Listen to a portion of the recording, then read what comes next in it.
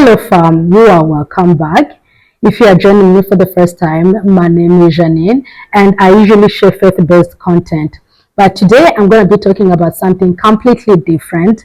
I'll be talking about finances. You know, as children of God, we don't want to be ignorant about money because let's be honest, we really need money in this life. And we definitely don't want to be praying for God to bless us financially when we don't even know how to manage those finances well. So I'll be sharing about 6 money habits that keep you poor so that you can avoid them and eventually be able to build wealth. Again, honestly, there is no judging here. I'm not judging you. I am guilty of this as well.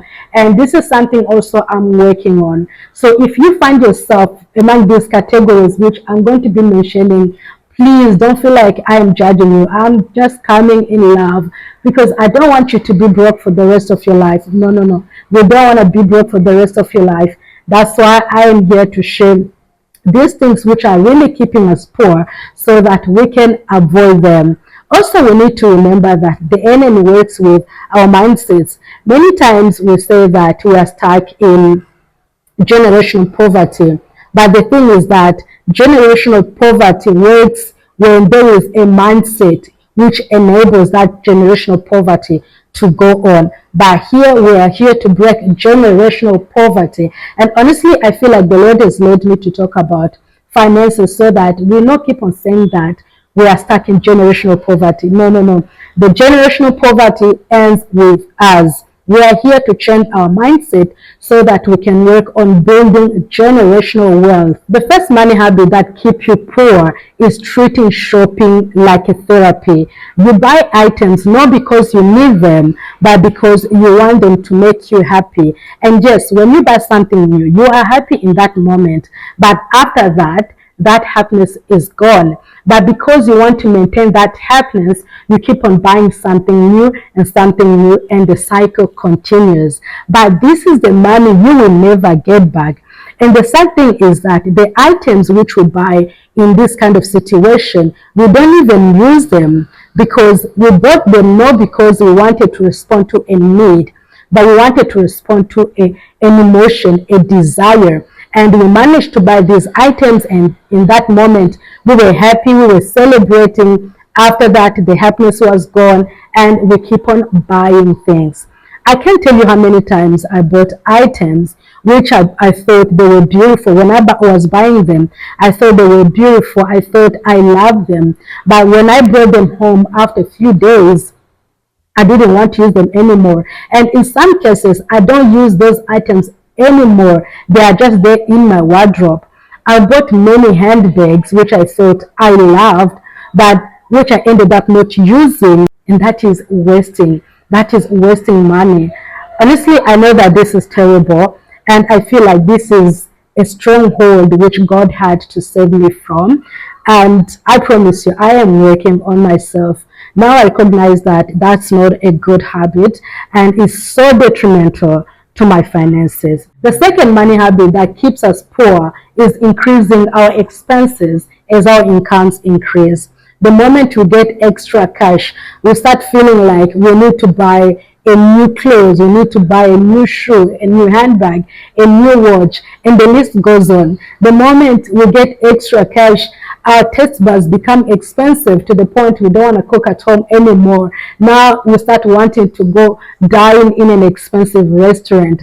The moment we get extra cash, we change our shopping center, and all of a sudden we want to go buy clothes from a much expensive shopping center. The moment we get extra cash, all of a sudden we want to move to a new neighborhood, a more expensive neighborhood. And this is how we remain poor. At the end of the day, we start feeling like we are not financially blessed enough. So we start praying for God to bless us again financially, not knowing that it's us who didn't know how to manage those finances well. And the next money habit that keeps us poor is impulse buying. Buying things which we didn't plan to buy in the first place. You're on social media minding your business, and then you come across a beautiful dress, something which you thought is beautiful, and you have this uncontrollable urge to buy that dress.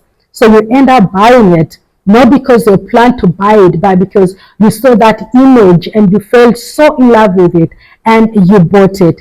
And this feeling, the feeling of wanting to buy this item, becomes so intense when it is discounted. When they say 20% off, 50% off, and you're like, all right, I think I need this. My friend, let me tell you something. Just because a product is on discount doesn't mean that you need it.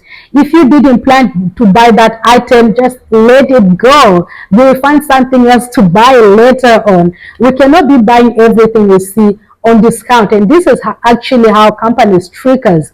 Just because they put it on 20% off, we're like, I can afford this. We cannot be buying everything we can afford. Just because we have money doesn't mean that we can buy everything we can afford. And just because it's on discount doesn't mean that you need it. Just let it go. The fourth money habit that keeps us poor is wanting to keep up with friends. You see a friend and this friend is wearing a beautiful shoe and you're like, I want that shoe. So you end up buying it. You see they are wearing a beautiful dress, a beautiful trouser, a nice handbag. Nowadays with social medias, you see influencers, they are wearing nice dresses, nice shades, they have beautiful hairstyle, and you're like, I am going to get the same hairstyle, I'm going to get the same handbag. Nowadays, they even tell you that if you like this handbag, you can follow this link so that you can purchase it. Or you see a latest version of a product you already use, especially phones, tablets, and they're like, I want to buy that latest version. My friend, there is absolutely nothing wrong with using an old version. Just stick to what you can afford. Stick to living within your means. You don't have to keep up.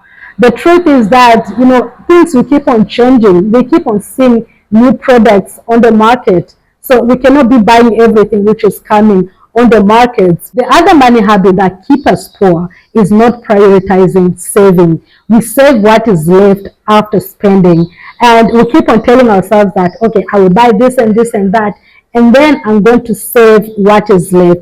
In most cases, when we have money in our hands, we are going to make sure we are going to spend every single thing because the money is already in your hands. So by the end of the month, you realize that you were not able to save anything. And in extreme cases, sometimes you find yourself that you are not even able to afford basic needs and you are waiting for the next check to come in. So if this is you, you need to start prioritizing saving. Stop telling yourself that you will save after paying all the bills. That will never happen, but make saving a priority. The moment you get your check, the moment you get your salary, pay yourself first. Keep some money aside and tell yourself that this is what I'm going to be saving in this month and I'm not going to touch it unless I have an emergency. And the last but not the least habit that keeps us poor is getting comfortable in our debts.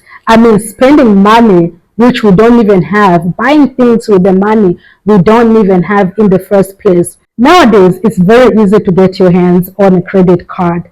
Banks can literally beg you to get their credit cards because that's how they make money. They make you money by keeping you in your debts. They don't care about what you are going to use that money with, whether you are going to shop or for clothes, for shoes, for things which you don't even need. All they care about is them making money off you when you use their credit cards. Now, don't get me wrong. If you are really in need of money, when you want to buy something valuable like a property, like an apartment or a land, then go ahead and get that loan. But I'm just against the fact that someone can swipe a credit card, someone can use a credit card to buy clothes which he doesn't even need, to buy shoes, to buy gifts, to buy things which can even wait. So if you are someone who is using a credit card to buy things you don't even need, to buy clothes and shoes, things to entertain yourself, please, you need to stop doing that because that is so harmful to your finances. Again, there's no judging you. I'm not judging you because I am guilty of most of these things which I just mentioned. And I'm really working on myself because I definitely don't want to be poor for the rest of my life.